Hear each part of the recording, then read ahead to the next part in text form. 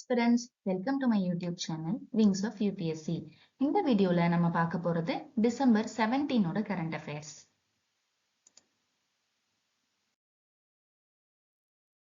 So first update, Apache helicopter பத்தினது.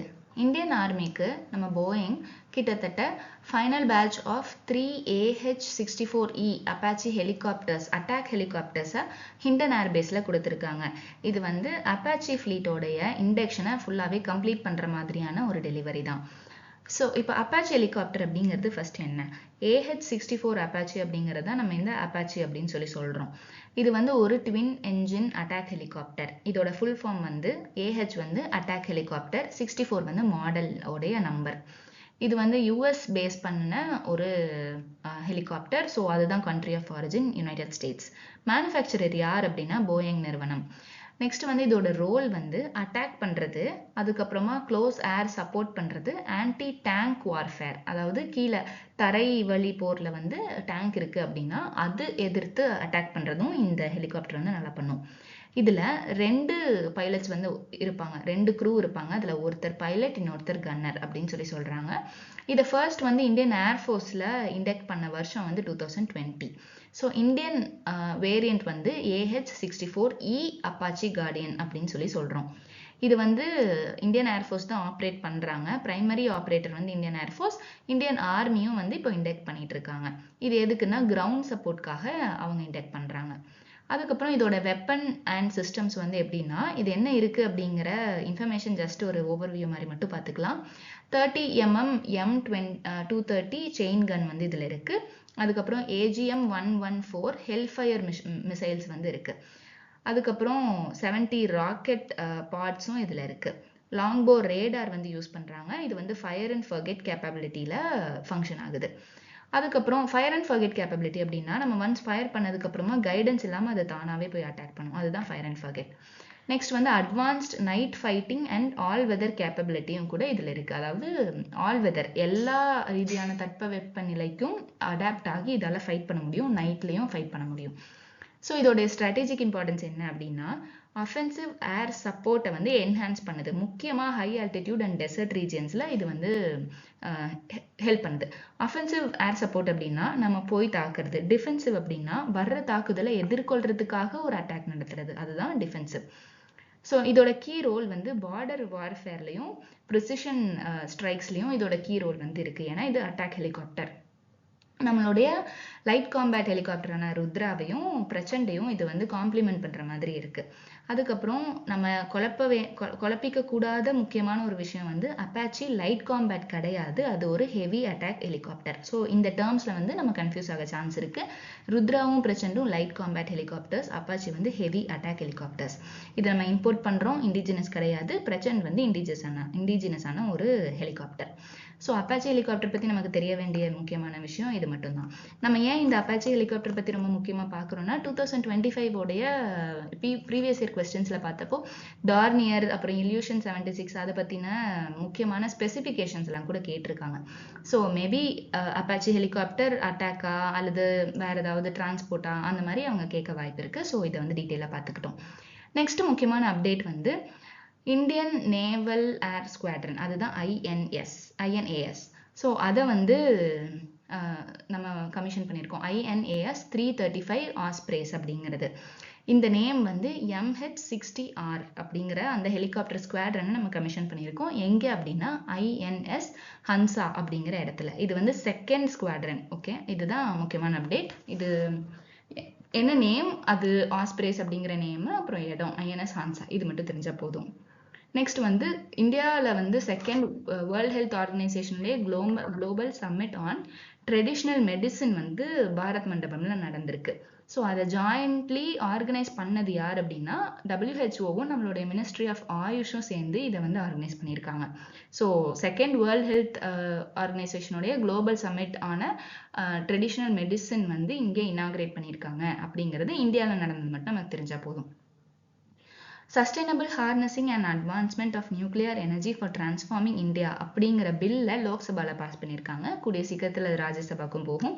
Next ஆக்டை pass ஆனதுக்கப்புறமா அதோடைய முக்கியமான சாராம்சம் என்னன்னு நம்ம பார்த்துக்கலாம். இதோடைய அப்ஜெக்டிவ் ரொம்ப ஓவர்வியூ மாதிரி பார்க்கணும் அப்படின்னா, நியூக்ளியர் செக்டரை வந்து ப்ரைவேட்க்கு இன்னும் கொஞ்சம் அதிகமாக ஓப்பன் பண்ணலாம் அப்படிங்கிறது தான் இதோடைய எய்மாக இருக்குது. நெக்ஸ்ட் அப்டேட் வந்து இந்தியா யுனைடெட் அரப் எமிரேட்ஸ் அவங்களுக்கு நடுவில் இருக்கிற ஒரு ஜாயிண்ட் மிலிட்ரி எக்ஸசைஸ் வந்து மென்ஷன் பண்ணியிருக்காங்க. அந்த நேம் நம்ம தெரிஞ்சு வச்சுக்கணும். அது வந்து டெசர்ட் சைக்ளோன் அப்படிங்கிறது. ஸோ டெசர்ட் சைக்ளோன் அப்படிங்கிற எக்ஸசைஸ் வந்து இந்தியா யுஏஇக்கு நடுவில் நடக்குது. இந்தியன் ஆர்மி வந்து ஒரு முக்கியமான டெவலப்மெண்ட் வந்து ஒன்று பண்ணியிருக்கோம். என்ன அப்படின்னா, காஷ்மீர் வேலிக்கு நம்ம டேங்க்ஸையும் ஆர்ட்டிலரி கன்ஸையும் ட்ரெயின் மூலமாக எடுத்துகிட்டு போயிருக்கோம். அதாவது மிலிட்ரி ஸ்பெஷல் ட்ரெயின் மூலமாக எடுத்துகிட்டு போயிருக்கோம். அந்த இமேஜ் வந்து நம்ம இங்கே போட்டிருக்கோம். ஸோ நீங்கள் அதை பார்த்துக்கோங்க. அப்போது நம்ம ரயில்வேஸ் மூலமாக இதை திரும்ப இந்த டிஃபென்ஸ் ரிலேட்டடான எக்யூப்மெண்ட்ஸ் அண்ட் டேங்க்ஸு ஆர்ட்டிலரி கன்ஸை நம்ம டிரான்ஸ்போர்ட் பண்ணியிருக்கிறது அப்படிங்கிறது முக்கியமாக காஷ்மீர் மாதிரியான கொஞ்சம் டஃப்பான டெரைன் இருக்கக்கூடிய ஒரு இடத்துக்கு டிரான்ஸ்போர்ட் பண்ணியிருக்கோம் அப்படிங்கிறது அகெயின் ஒரு டெவலப்மெண்ட் தான். நெக்ஸ்ட் வந்து புங்தாங் செலிப்ரேஷன்ஸ். அது வந்து என்னன்னா, புங்தாங் அப்படிங்கிறது வந்து பூட்டானுடைய மொனார்கியோட ரிலேட்டான ஒன்று. உக்கேங் வாங்சுக் அப்படிங்கிறவர் வந்து வாங்சுக் டைனாஸ்டியோட ஃபவுண்டர். அவரோட காரனேஷன் 1907 நடந்திருக்கு. அதை வந்து நம்ம நேஷ்னல் டே அப்படின்னு சொல்லி பூட்டான் மக்கள் கொண்டாடுறாங்க. கேல்யாங் தியூச்சென் அப்படிங்கிற அந்த விஷயத்தோட இது வந்து தொடர்பாயிருக்கு. ஸோ இந்த செலிப்ரேஷன் எந்த இடத்துல நடக்குது அப்படின்னா, வாங்டியோ சியோலிங் அப்படிங்கிற ஒரு பேலஸ். அது வந்து மொனார்கி ரிலேட்டடான ஒரு பேலஸ். ஸோ அதில் வந்து இந்த செலிப்ரேஷன்ஸ் நடக்குது.